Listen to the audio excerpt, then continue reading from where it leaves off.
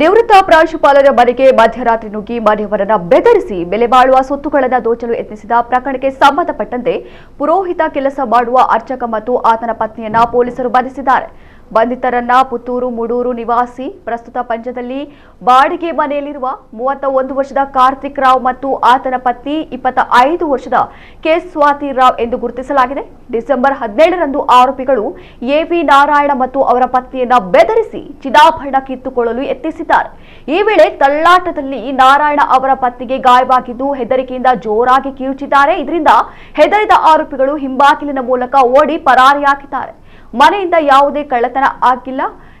ಆದರೆ ಯಾರೋ ಇಬ್ಬರು ಸೇರಿ ಕಳವಿಗೆ ಯತ್ನಿಸಿದ್ದಾರೆ ಎಂದು ನಾರಾಯಣ ಅವರು ನೀಡಿದ ದೂರಿನಂತೆ ಪುತ್ತೂರು ನಗರ ಠಾಣೆಯಲ್ಲಿ ಪ್ರಕರಣ ದಾಖಲಾಗಿತ್ತು. ಪ್ರಕರಣದ ತನಿಖೆಯನ್ನು ಕೈಗೆತ್ತಿಕೊಂಡ ಪೊಲೀಸರು ಆರೋಪಿಗಳನ್ನ ಅರೆಸ್ಟ್ ಮಾಡಿದ್ದಾರೆ. ಬಂಧಿತ ಆರೋಪಿ ಕಾರ್ತಿಕ್ ರಾವ್ ಸಹಾಯಕ ಅರ್ಚಕರಾಗಿ ಕೆಲಸ ಮಾಡುತ್ತಿರುವುದು ತನಿಖೆಯಿಂದ ತಿಳಿದು ಬಂದಿದೆ.